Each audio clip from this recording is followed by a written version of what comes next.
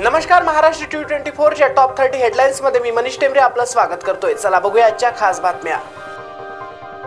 Chhatrapati Shivaji महाराजांसारखे secular व्हा, नितीन गडकरी यांचे आवाहन। तुमच्या वडिलांची योजना आहे का लाडकी बहीण योजना बंद करण्याच्या याचिकेवरून अजित पवारांचा काँग्रेसवर संताप। अंतरवलीजवळ आंदोलकांच्या घोषणाबाजीमुळे तणाव। मी राष्ट्रवादी कधी सोडली नव्हती, भाजपात घ्या असं म्हटलं नव्हतं, एकनाथ खडसेंचा दावा। रेल्वे प्लॅटफॉर्मवर दिसला भला मोठा साप, प्रवाशांचा उडाला थरकाप। लेबनॉनवर हल्ले म्हणजे युद्धाची घोषणा, हिजबुलच्या प्रमुख नेत्यांचे वक्तव्य। अधिसभेमुळे सरकारची शोभा, निवडणूक स्थगितीबद्दल न्यायालयाची चपराक। नाना पाटेकर म्हणाले, देवेंद्र तुम्ही खरंच बारीक झालात, फडणवीस दिलखुलास असले। 9. शेतकऱ्यांच्या समृद्धीसाठी प्रयत्न करू, आमिर खानची ग्वाही।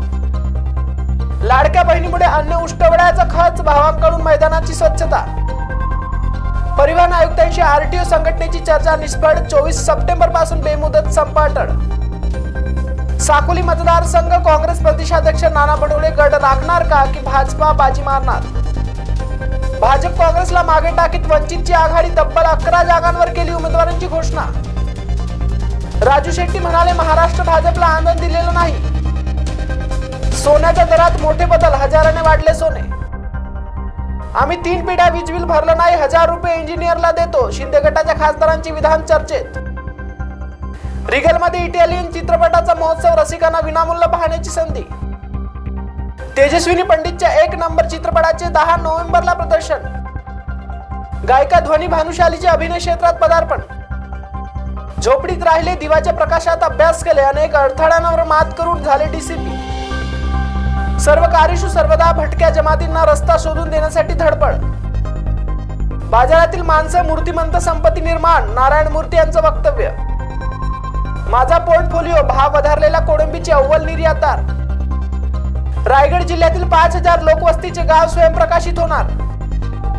कौटुंबिक वादातून सख्या भावानेच भावाला सुरीने भोसकले। हिंदू मुस्लिम दंगल घडवण्याचा सरकारचा शेवटचा प्रयत्न, धारावी प्रकरणावरून आदित्य ठाकरेंची टीका। शरद पवार हे महाजातीयवादी नेते, आरक्षणाच्या मुद्द्यावरून लक्ष्मण हाके यांची टीका। सांगलीत काँग्रेसमध्ये गडबाजीचे उघडपणे प्रदर्शन। गणपती पूजेला काँग्रेसचा विरोध, वर्धा येथील कार्यक्रमात पंतप्रधान नरेंद्र मोदी यांची टीका। डीपी जैन कंपनीस 38 कोटी 60 लाखांचा दंड। आतासाठी एवढंच। ताज्या बातम्यांसाठी बघत रहा महाराष्ट्र T24। आपल्या आवडत्या क्षेत्रात यशस्वी होण्यासाठी कष्ट करण्याची तयारी प्रत्येकाचीच असते, मात्र योग्य मार्गदर्शनासह उत्तम प्रशिक्षणाची जोड मिळाली तर त्याच्यात आत्मविश्वास निर्माण होतो आणि मग यशाचं उत्तुंग शिखर गाठण्यापासून कोणीही रोखू शकत नाही। ग्रामीण तरुणाईला आत्मनिर्भर करण्यासाठी केंद्र आणि राज्य सरकारने एकत्रित दीनदयाळ उपाध्याय ग्रामीण कौशल्य योजना राबवून तरुण-तरुणींना विविध क्षेत्रात कौशल्य प्रशिक्षण उपलब्ध करून त्यांना रोजगाराच्या अनेक संधी निर्माण केल्या आहेत। 3 ते 12 महिन्यांचे मोफत निवासी प्रशिक्षणही उपलब्ध केले।